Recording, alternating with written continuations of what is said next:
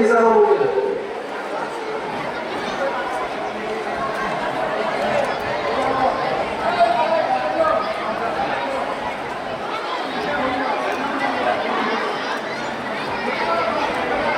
Plastic ખોલીને plastic ખિસ્સામાં મૂકી દો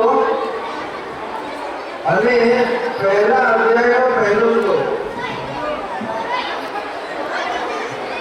પાના નંબર 37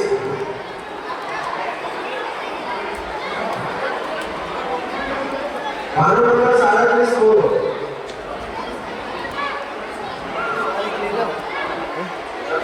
કઈ નહીં પછી આપી દેજો મને. પછી મેં કાં આપવા છે પછી આપી દેજો. કઈ રાખો તમારે હા તમારા પર રાખો એટલે પછી. નહીં મારા પાસે રાખો હા. આ પડી જાય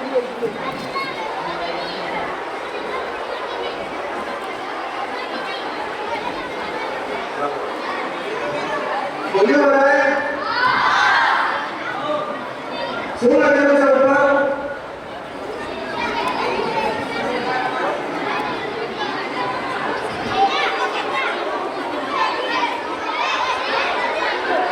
પાના નંબર 37. અવાજ કેમ કરો છો ભાઈ?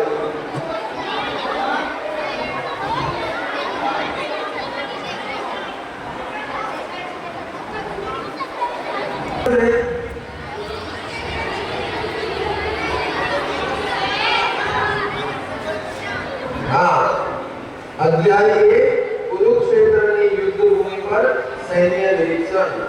अब हमारी भागल बोलो बराबर अंदर જોઈ લે. रुद्राष्ट्र उवाच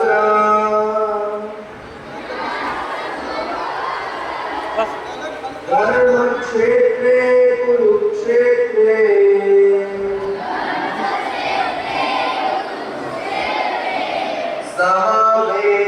समवेतायुयुत्सवः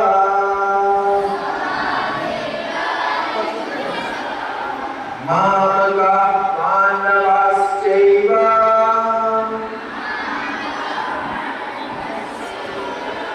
किं अकुर्वत संजय. अनुवाद અને ભાવાર્થ શ્રીલ પ્રભુપાદજી દ્વારા અનુવાદ. ધૃતરાષ્ટ્ર બોલ્યા, હે સંજય, તીર્થભૂમિ કુરુક્ષેત્રમાં યુદ્ધ કરવાની ઈચ્છાથી એકત્ર થયેલા મારા તથા પાંડુના પુત્રોએ શું કર્યું? બરાબર, અહીંયાથી ભગવદ ગીતાની શરૂઆત થાય છે. ધૃતરાષ્ટ્ર અને સંજય ક્યાં બેઠા છે? ક્યાં છે?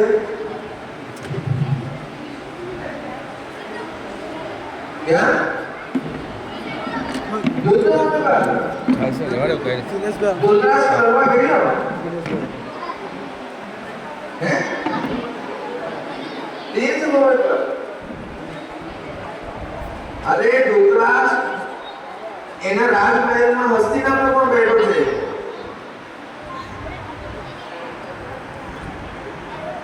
હસ્તિનાપુરથી લાઈવ ટેલિકાસ્ટ ચાલી રહ્યું છે.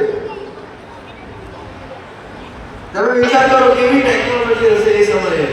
કોઈ કેમેરા નહીં હતા, કોઈ નેટવર્ક નહીં હતું, છતાં પણ હસ્તિનાપુરમાં બેઠા બેઠા સંજય ધૃતરાષ્ટ્રને કુરુક્ષેત્રમાં શું થઈ રહ્યું છે એ લાઈવ કહેતા હતા.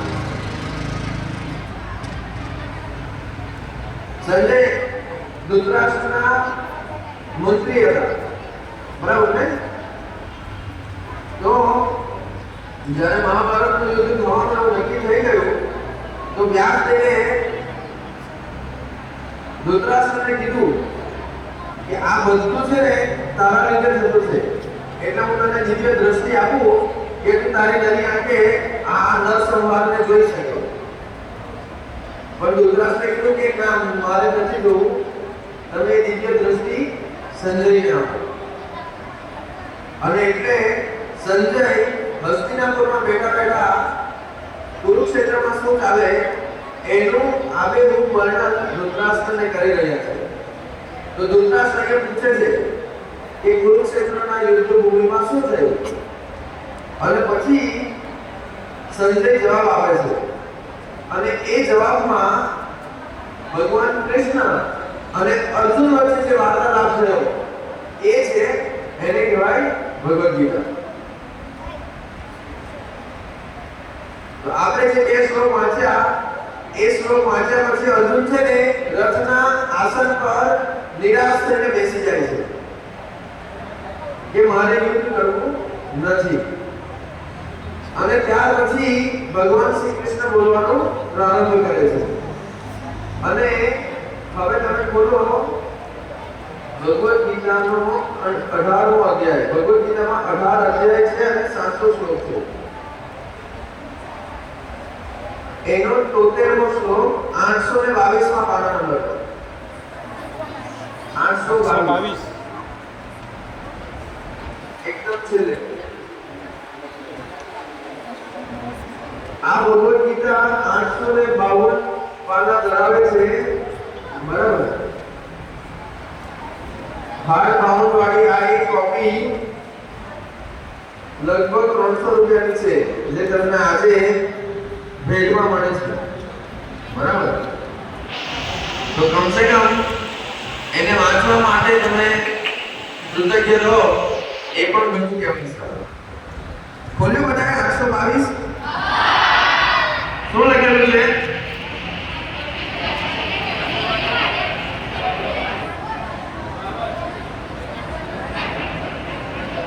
આ શ્લોક અર્જુન બોલે છે. શ્લોક આગળ છે અર્જુન ઉવાચ. બોલો. નષ્ટો મોહસ્મૃતિર્લબ્ધ્વા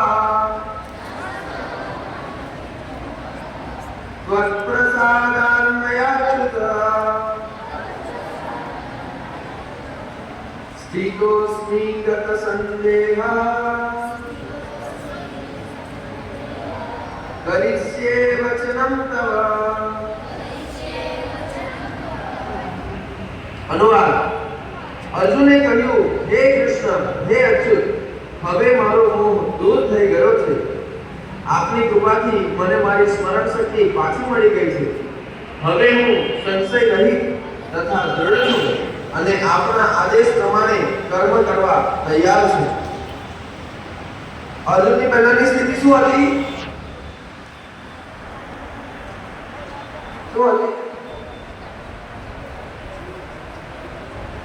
બોલો, પાના નંબર બોલો.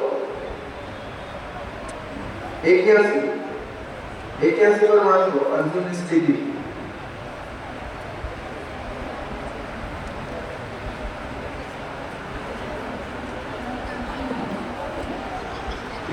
નો અનુવાદ વાંચો.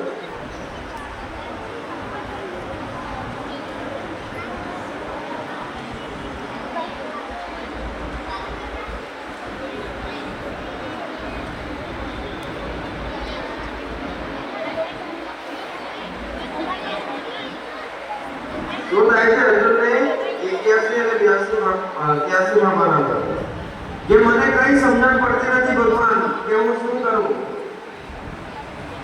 મારું મન વિચલિત છે, મને મારા કર્તવ્યની સમજ પડતી નથી. અજ્ઞાનને કારણે હું મારું કર્તવ્ય ભૂલી ગયો છું અને હવે યુદ્ધ નહીં કરું, લડીશ નહીં, આમ કરીને રથના આસન પર બેસી ગયો. ત્યાર પછી ભગવાને આટલા શ્લોકોમાં અર્જુન સાથે વાર્તાલાપ કર્યો અને હવે અર્જુન શું કહે છે 822માં પાના પર? મોહ એટલે અજ્ઞાન. હવે મારો મોહ દૂર થઈ ગયો. મતલબ મને જે શંકાઓ હતી, મને જે સમજ નહીં પડતી હતી, એ મારી કુશંકાઓ જે પણ હતી એ દૂર થઈ ગઈ. આપની કૃપાથી મને મારી સ્મરણ શક્તિ પાછી મળી ગઈ. એટલે હું ભાનમાં આવી ગયો. આપણે દેશી ભાષા મને ભાન જતું રહેલું હતું, હું પાછો ભાનમાં આવી ગયો. હવે હું સંશય રહિત તથા દ્રઢ છું. સંશય રહિત એટલે દ્રઢ કોણ હોય?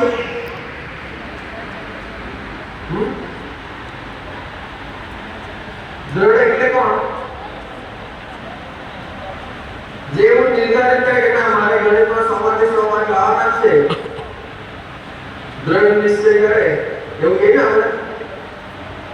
ગણિતમાં 100 માંથી 100 નો દ્રઢ નિશ્ચય કોઈ નહીં કરે, હે ને?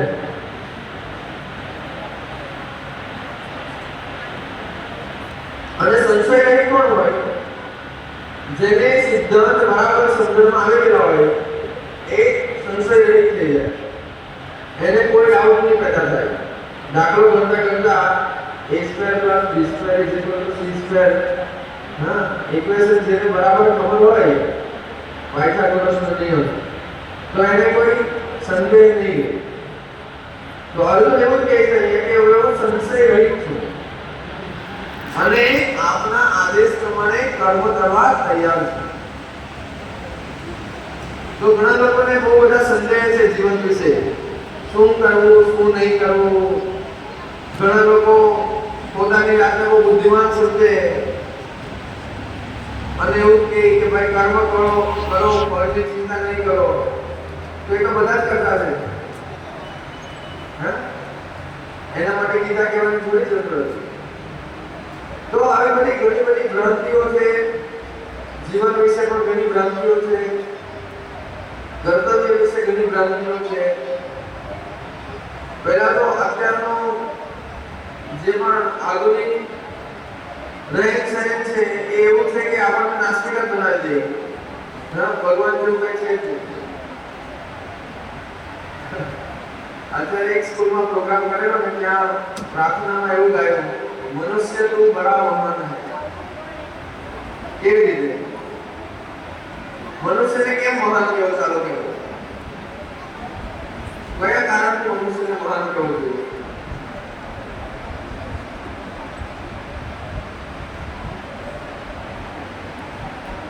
તમે ગાઓ છો એ પ્રાર્થના? શા માટે મનુષ્યને મહાન કહેવો જોઈએ? બોલો, કેટલા મનુષ્ય છે અહીંયા?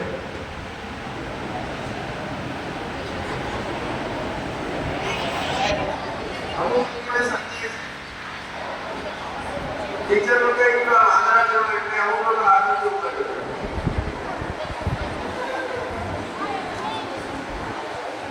આપણે બધા મનુષ્ય છીએ ભાઈ,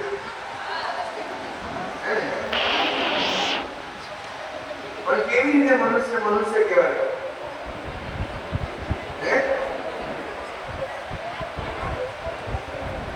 કઈ નથી ખબર. જો આવી સ્થિતિ છે,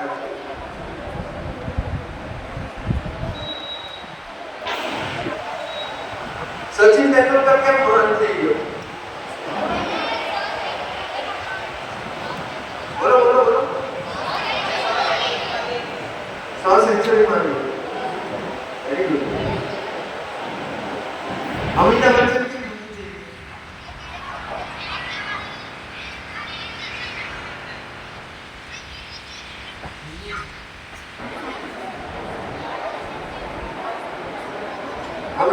हीरो से बाइक में कौन सा है?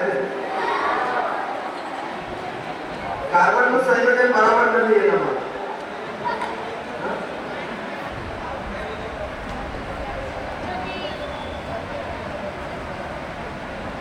તો દરેક મહાન વ્યક્તિની કઈ લાક્ષણિકતા છે ને, એટલે એને આપણે મહાન ગણીએ છીએ. તો માણસને કેવી રીતે મહાન કરવો જોઈએ? કઈ તો કેવા તમે બધા પોતાને મહાન નથી કરતા?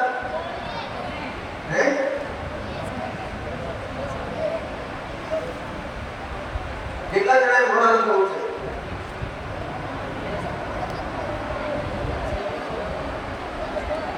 કોઈએ મહાન નથી થવું? દવડા પર નાનપણ ફોટો આવે એની કોઈ ઈચ્છા છે કરી નથી? ગાંધી બાપુની જગ્યાએ ફોટો આવે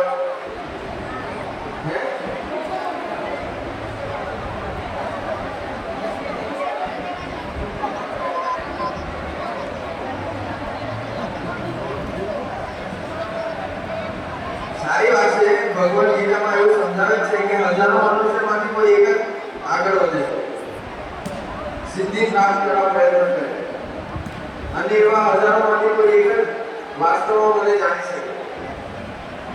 એટલે તમે બરાબર જ કહી રહ્યા છો. પરંતુ હું તમને જે કહેવા જઈ રહ્યો હતો કે મનુષ્યને કેમ મહાન કહી શકાય? શું એ ટેક્સી, મોટર કાર, એરોપ્લેન વગેરેમાં ફરે એટલે? હા, શું એ આધુનિક રસ્તામાં રેસ્ટોરન્ટમાં ખાય છે? હા? શું એ મોટી મોટી મિસાઈલો બનાવે છે? તો કેવી રીતે કહી શકાય? એ છોકરાઓ કંઈ બોલવું હોય તો અહીંયા બોલો. હિંમતથી વાત કરો ને, જવાબ આપો તો કંઈક કહેવાય. આવું બધું પૂછું તો બધા નાના લોકો કરે, લીડર લોકો નહીં કરે. તમને પૂછવામાં આવે ત્યારે બોલો ને.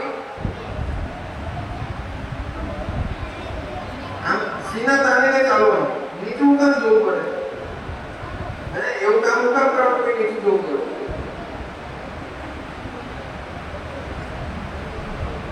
હા બોલો. હા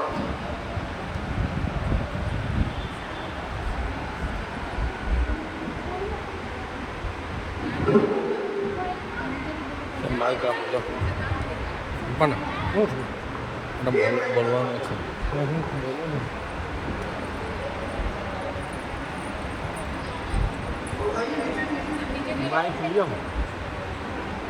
માઇક આપી દે.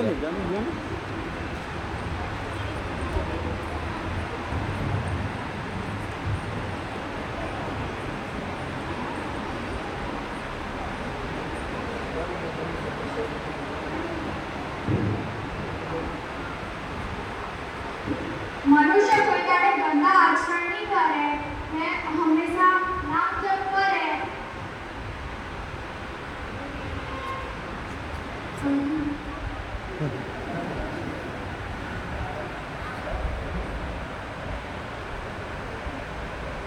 તો કદાચ મનુષ્ય મહાન ગણાય.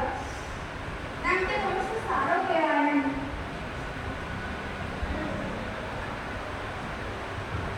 ધન્યવાદ, ખૂબ સરસ. સાધુવાદ, સાધુ સાધુ સાધુ.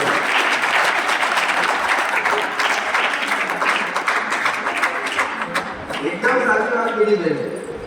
ખાલી એવું નથી કહેતું કે ખાલી એમની પ્રસંગ શું કહેવાય ભાઈ ઉભા થઈને આવ્યા. એ એક જ કામ એવું છે કે માણસ કરી શકે. કૂતરા, બિલાડા, ઝાડ, પક્ષીઓ, માછલીઓ, કાચબા, જળચર, ખેચર, ભૂચર આવું ભણ્યા ને તમે ભૂગોળમાં? કેટલા પ્રકારના જીવ આવે? જીવ વિજ્ઞાનમાં ભણ્યા કેટલા પ્રકારના જીવ આવે? હે? અમુક પૃથ્વી પર રહે, અમુક પાણીમાં રહે, અમુક દેડકા જેવા ઉભયજીવી કહેવાય. એવું નહીં ભણ્યા? આ બધા પ્રાણીઓ, પશુઓ એ મેં જેમ કીધું એવી રીતે ભગવાનનું નામ લઈ શકે? હા હા કે ના? ના.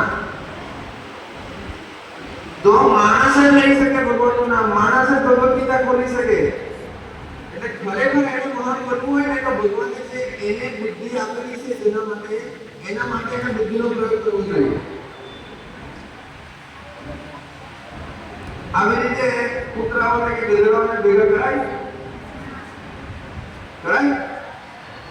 નહીં કરાય ને? એનો મતલબ કે એમનામાં એ બુદ્ધિ નથી. હા, પણ એમનામાં પણ ખાવાનું કેવી રીતે પ્રાપ્ત કરવાનું, પોતાનું રક્ષણ કેવી રીતે કરવાનું, કેવી રીતે ઊંઘી જવાનું, કેવી રીતે પ્રજનન કરવાનું, આ બધી બુદ્ધિ એ લોકોમાં પણ છે. એટલે જ્યારે આપણે લક્ષ્યથી વિભ્રમિત હોઈએ તો આપણે કોઈ દિવસ સિદ્ધિ પ્રાપ્ત કરી શકતા નથી. અને મનુષ્ય જીવનની સિદ્ધિ એનામાં છે કે આપણે જે આપણે કરી શકીએ છીએ એ કરતા જઈને શરીર નિર્વાહ પણ કરીએ. ભગવાને અર્જુનને શું કીધું? જેમ અર્જુને કીધું ને કે તમારા આદેશ પ્રમાણે હું કર્તવ્ય કર્મ કરવા તૈયાર છું. તો અર્જુનને એ જ્ઞાન પ્રાપ્ત થઈ ગયું ભગવદ ગીતામાંથી કે જેના થકી અર્જુન તૈયાર થઈ ગયો હોય. ભગવાને એને કીધું હતું મમ અનુસ્મર યુદ્ધ છે. મમ મતલબ ભગવાન કહી રહ્યા છે મારું એટલે કૃષ્ણનું. અનુસ્મર મતલબ મને યાદ કરતો જઈને. યુદ્ધ છે તારું યુદ્ધ કરવાનું કર્તવ્ય પણ કરો. આપણા બધા સાથે શું થાય છે ખબર? કોઈને કોઈ મારા જેવા આવે અમુક લોકો મોટિવેશનલ સ્પીકર આ તે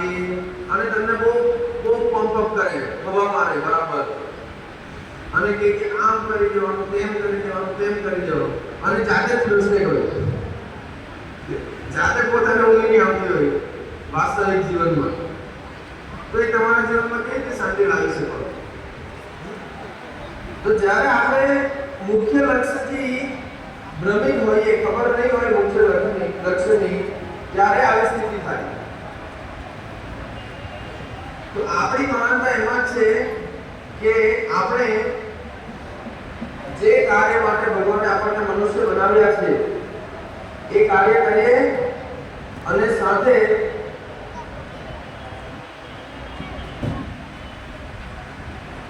આપણા જે નિર્ધારિત કર્તવ્યો છે, એટલે શું? તમે વિદ્યાર્થી છો, બરાબર? વિદ્યાર્થીનો શું કર્તવ્ય છે? હા, ભણવાનું. શિક્ષકનો શું કર્તવ્ય છે? એટલે શિક્ષકનું કર્તવ્ય જોરમાં બોલાય, પોતાનું કર્તવ્ય ધીમેથી બોલાય. આ કેવું? મને એવું સંભળાવવા માફ કરવું, કદાચ મને ભ્રમ થઈ ગયો હોય. અહીંયા વકીલ પ્રભુજી બેઠા છે, એમનું કર્તવ્ય શું? વકીલાત કરવાનું, બરાબર ને? પછી કોઈ બીજા વ્યાપારી છે, એમનું કર્તવ્ય શું? વેપાર કરવાનો. તો ભગવાન શું કહે છે? જ્યાં સુધી લક્ષ્ય ભગવાનનું ચિંતન, ભગવાનની જાણકારી પ્રાપ્ત કરવાનું નહીં હશે, ત્યાં સુધી તમે બાકીના બધા કામમાં તમે કોઈ ભલાવા નહીં લેશે. જેવું અર્જુન સાથે થયું, જેવું અર્જુન એવું સ્વીકાર કર્યો કે હા ભગવાન, હું તમારી આજ્ઞા પ્રમાણે કર્તવ્ય કર્મ કરીશ. જેમ એક ઉદાહરણ આપું, કેટલા જણા આર્મીમાં જોવું છે?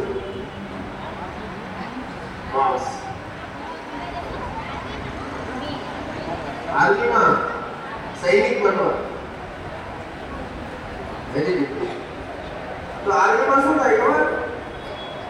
મેં એનસીસીમાં ગયેલો વર્ષ રહેલો ને એટલે મને ખબર છે. મેં સિલેક્ટ પણ થયેલો, જવાનો હતો પણ પછી નહીં ગયો. મને લાગ્યું કે ભગવદ ગીતા વિતરણ કરવાની આર્મીમાં જોઈન થવું જોઈએ, એટલે બદલી નાખ્યું.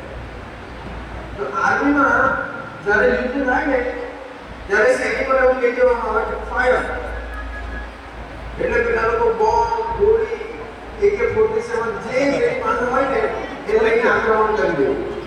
હે ને? આક્રમણ. અને પછી અગર સામેવાળાના 5, 15, 25 શત્રુઓને મારી દે તો પેલાને પરમવીર ચક્ર, શૌર્ય ચક્ર, અર્જુન ચક્ર, હે ને, રાષ્ટ્રપતિ અહીંયા બિલ્લો લગાવે અને પેલું પ્રમાણપત્ર આપે. જોયું એવું? હવે માની લો કે એક સૈનિક આપણા આજુબાજુના કોઈ ગામનો છે અને બુધવારના અઠવાડિયામાં આવ્યો અને પછી કોઈની સાથે કઈ ગાડી ટકરાઈ ગઈ, હા, બોલાચાલી થઈ ગઈ અને પેલા એમ કરીને બંદૂક કાઢી અને પેલા લગાવી દીધી,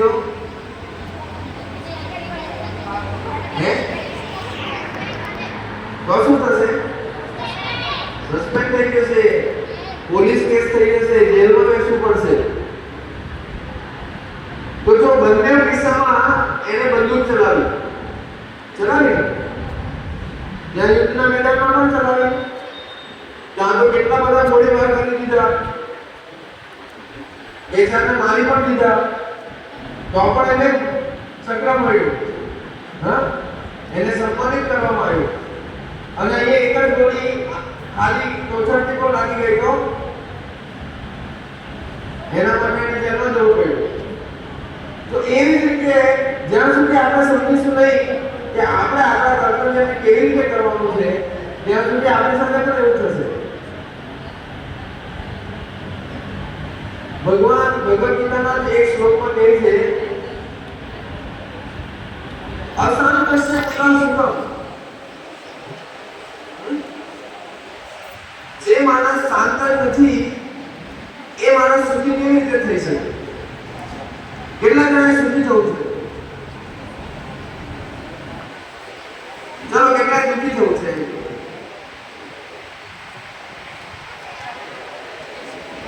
હાથ ઊંચો કરવાનું દુઃખ લાગતું હતું એટલે કરતા સુખી થવામાં, હે ને? દુઃખી નહીં થવું ને. બધાએ સુખી થવું છે, બધાએ સુખી થવું છે, પણ સુખી થવાના સૂત્રનું પાલન કરવું નથી તો કેવી રીતે થશો? એટલે આજે તમારું બહુ સૌભાગ્ય છે, તમારા બધાના હાથમાં જીવનના બધા સુખી થવાના સૂત્રો પ્રાપ્ત થયેલા છે. તમારી પાસે બહુ સરસ ઓર્ગેનિક સબ્જીઓ હોય, કાચી ગળણીનું તેલ હોય, સરસ લાકડા છાણા હોય, અને તમે કયું વાસણ? માટીનું, તાંબાનું, કાંસાનું, હા, એ વાસણમાં તમે રસોઈ કરો તો રસોઈ કેટલી સારી બને. આજે લોકો પૈસા ખર્ચીને જાય છે, જે પહેલાના આપણા લોકો કાયમ એવી રીતે જીવન ગુજારતા, એ આજે એક પૈસા આપીને મતલબ એનો લાભો લેવો જોઈએ એવું થઈ ગયું. કઈ વાંધો નહીં, જાગ્યા ત્યારથી સવાર.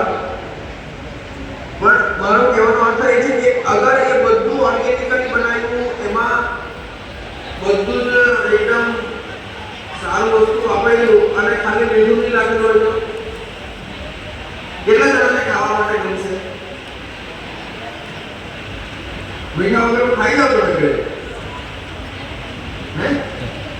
જૂઠું નહીં બોલવાનું ને, બોલતા નથી. ત્યાં ઉપર નામું રાજેશભાઈ, રાજેશભાઈને મારે કેવું પડે આજથી અને ખાવામાં મીઠું નહીં નાખ્યું.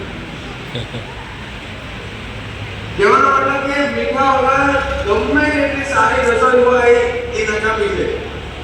એવી જ રીતે જીવનમાં ભગવદ ગીતાના સૂત્રો વગરનું જીવન મીઠા વગરની રસોઈ જ છે. એ તમને કોઈ દિવસ સુખી નહીં કરશે. ભલે ભૌતિક રૂપે બધું બહુ પ્રાપ્ત થઈ જશે, જેમ અર્જુને કીધું કે આખી પૃથ્વીનું નિષ્કંટક રાજ્ય મને મળે, તો પછી નાની મોટી પ્રોપર્ટીની વાત જ શું થઈ ગઈ? તો બી મારા શોકને દૂર કરી શકો એમ નથી, એવું કીધું ને આપણે 7મા શ્લોકમાં. તો વિચાર કરો, ભગવદ ગીતા સાંભળીને એને શું કીધું? હું મારું કર્તવ્ય કરવા તૈયાર છું. તો એ રીતે આપણી શાળા પણ એક આદર્શ શાળા બને. ખબર નહીં, ભાગ્ય અનુસાર હું આ શાળામાં ભણ્યો તો નથી, જો કે હું મારો જન્મ બાજુના ગામમાં થયો, અંદરની ગામમાં, પણ ભાગ્ય અનુસાર મારું ભણવાનું મારા મામાના ગામમાં, ચલથાણા ગામમાં થયું, એટલે હું ભણી નથી શકતો. પણ જે પણ કર્મના અનુસાર આ વિસ્તારમાં અને આખા ગામમાં જે કંઈ હું જાણું છું અને ભગવાનની કઈ યોજનાથી, ગામ લોકોના અને બધાના સહયોગથી અહીંયા મને એ કાર્ય કરવાની તક મળી છે. અને આ તમારી વચ્ચે આજે આ તક મળી, તો આશા રાખું કે તમે બધા ઘણા બધા લોકો મારાથી પરિચિત છો, ઘણા બધાથી હું પણ પરિચિત છું. તો જેમ તમારા વર્ગમાં શિક્ષકો એવું કહે કે તમને કંઈ ખબર નહીં પડે તો પૂછવાનું, હા, હજુ નહીં સમજ પડે તો સ્ટાફ રૂમમાં આવીને પૂછવાનું. તો તમે પણ મને ક્યારે પણ કોઈ પણ બાબતમાં એવું સમજો તો મળી શકો છો, પૂછી શકો છો. અને આશા રાખે તમારા પાસે અત્યારે 10-12નું બોર્ડ નથી, તો વેકેશનમાં તમે સારી રીતે ભગવદ ગીતા અધ્યયન કરો. એવો નિયમ બનાવો જીવનમાં કે રોજ 1 શ્લોક કે 2 શ્લોક અથવા 5 મિનિટ કે 10 મિનિટ એવી રીતે વાંચવાનું. જેમ રોજ ખાવાનું ખાઈએ ને, તો એવી રીતે આત્માને પણ કંઈક ખવડાવવું પડે ને, બરાબર ને? મીઠા વગર તો મીઠા વગર, હે? શું નામ છે તમારું?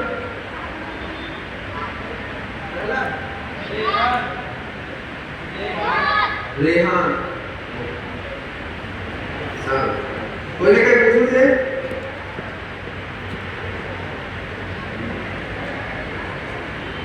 તો આપણે બધાનો ખૂબ ખૂબ આભાર માની, વિશેષ કરીને હા માધવ પ્રભુ આપણી વચ્ચે આવ્યા સુરતથી. જો આજે તમને ખીચડી ખાવા મળી કે નથી મળી? હા, થોડાક લોકોએ જ ખાધેલી છે. આમાં કુંવારીના જ નથી, આજુબાજુના ગામના પણ હોય, એટલે એમને ખીચડી ખાવા નહીં મળી હોય. તો આજે બધાને ખીચડી ખાવા મળશે. પ્રભુજી ખીચડીના મોટા કલાકાર છે. જ્યાં જાય ત્યાં બધા લોકો આંગળી ચાટતા રહી જાય છે, એ ખીચડી બનાવે છે. એટલે સદભાગે તમને ભગવદ ગીતા પણ મળી અને અનમોલ ખીચડી પણ પ્રાપ્ત થશે. તો બધાને એક વિનંતી કે નિયમિત પ્રયાસ કરો ભગવદ ગીતા વાંચવાનો, બરાબર? બધા એકવાર હાથમાં ગીતા લઈને ઉપર હાથ કરો.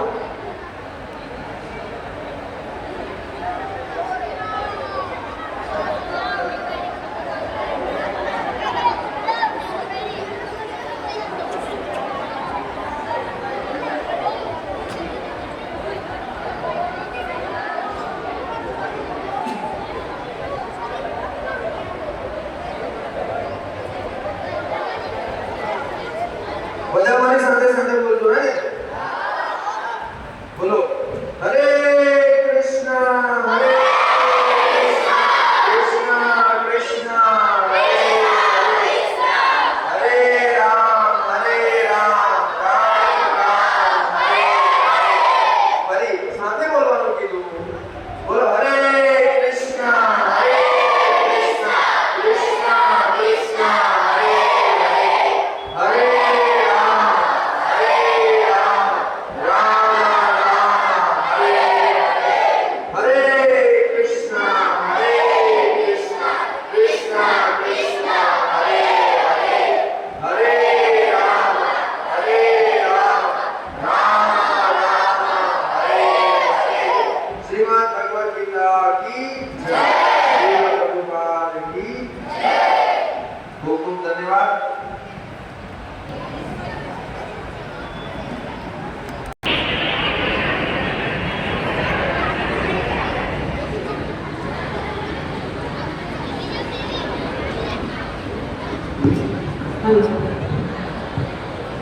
ખૂબ સરસ આપણે પ્રભુજીના આશીર્વચન સાંભળીને આ શાળાના માહોલને અતિ પાવન કર્યું છે. ખરેખર પ્રભુજીના આશીર્વચન આપણે સાંભળ્યા ત્યારે આપણને ખબર પડી કે શ્રીમદ ભગવદ્ ગીતા એ માત્ર હિન્દુઓ માટે કે ક્રિશ્ચન માટે નથી. આમ કહેવા જઈએ તો મોટે ભાગે આજે દરેક માણસને એ જ ખબર છે કે ક્રિશ્ચનોનું ધાર્મિક પુસ્તક કયું તો કે બાઇબલ. મુસ્લિમ બંધુ હશે તો એનું ધાર્મિક પુસ્તક કયું તો કે છે કુરાન. અને કદાચ જો હિન્દુને આપણે પૂછીએ કે તમારું ધાર્મિક પુસ્તક કયું તો એવું કહેશે કે શ્રીમદ ભગવદ્ ગીતા. બાકી અહીંયા આપણે કહી શકીએ કે શ્રીમદ ભગવદ્ ગીતા એ માત્ર હિન્દુઓ માટે નથી, પરંતુ જે આપણે આશીર્વચનમાં સાંભળ્યા તેવી રીતે એ બધા માટે છે. એટલે કહેવામાં આવે કે Gita is not the Bible of Hinduism but it is the Bible of humanity. Gita એ માત્ર હિન્દુઓ માટે નથી, પરંતુ માનવ જાત માટે, એટલે કે સમગ્ર માનવ જાત માટે આ શ્રીમદ ભગવદ્ ગીતા છે. ખરેખર પ્રભુજીના આશીર્વચનથી આપણે સાંભળ્યા કે જ્યારે કૃષ્ણ અને અર્જુન રણભૂમિમાં ઊભા છે તે સમયે અર્જુન નાસીપાસ થઈ જાય છે અને કહે છે કે હું આ યુદ્ધ નહીં કરું.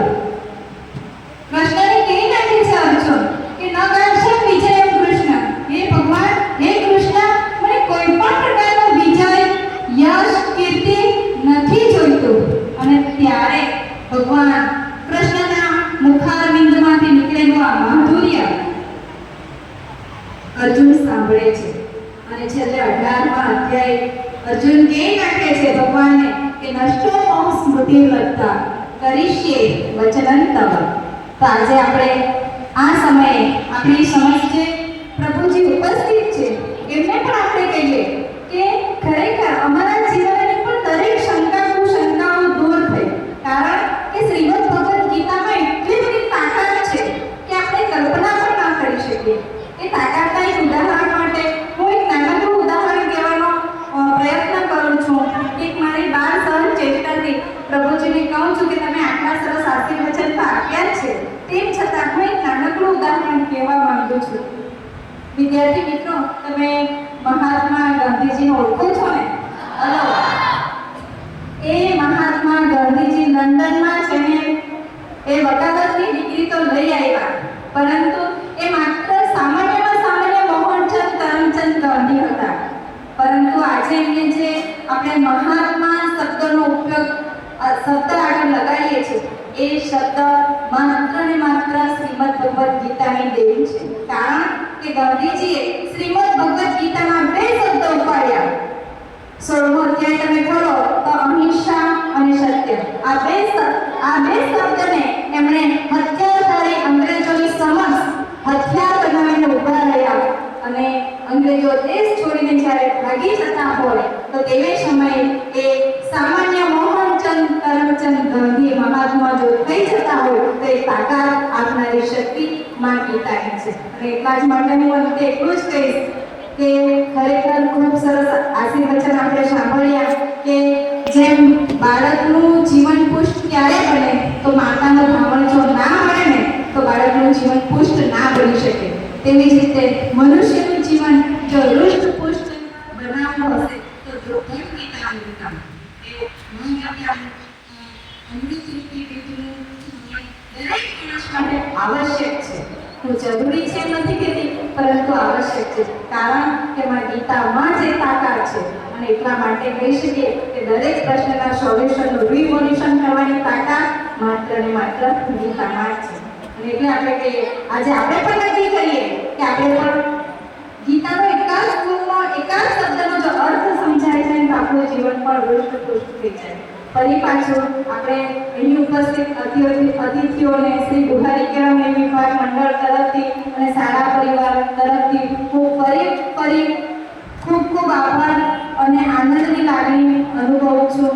એમને આપણે એવું કહીએ કે ફરી પાછા અમારી સમક્ષ આવીને ઉપસ્થિત રહીને આ સરસ મજાના આશીર્વચન આપવાની કૃપા કરશો.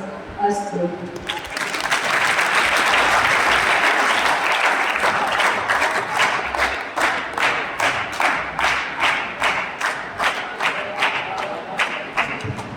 ગુરુ સાહેબને વિનંતી કે આપણી વચ્ચે ઉપસ્થિત આમંત્રિત મહેમાનોને તેઓ શાળા પરિવારના આચાર્ય ઓફિસ તરફ લઈ જશો.